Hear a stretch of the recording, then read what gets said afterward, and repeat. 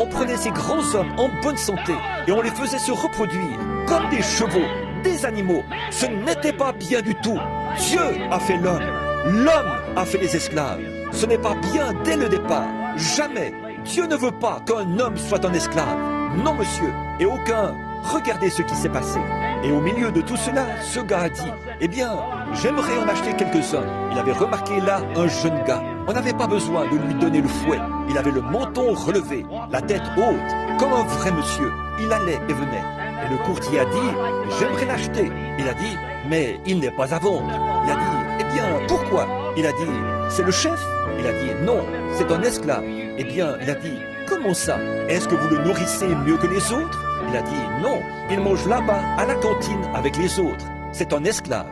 Il a dit, qu'est-ce qui le rend si différent des autres? Et le chef a dit, je me suis moi-même longtemps posé la question. Mais un jour, j'ai trouvé, là-bas, dans sa patrie, son père est le roi de la tribu. Et bien qu'il soit un étranger loin de chez lui, il sait toujours qu'il est le fils d'un roi. Et il se comporte comme tel. Si sœurs, si un indigène africain pouvait se rendre compte que son père est un roi et que, ici, un étranger dans un pays lointain, il pouvait toujours savoir qu'au-delà de la mer, il est le fils d'un roi. Comment devraient se comporter les femmes et les hommes alors que vous êtes des fils et filles de Dieu? Agissez en conséquence. Certainement, comportez-vous bien.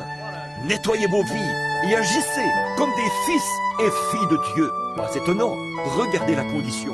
Nous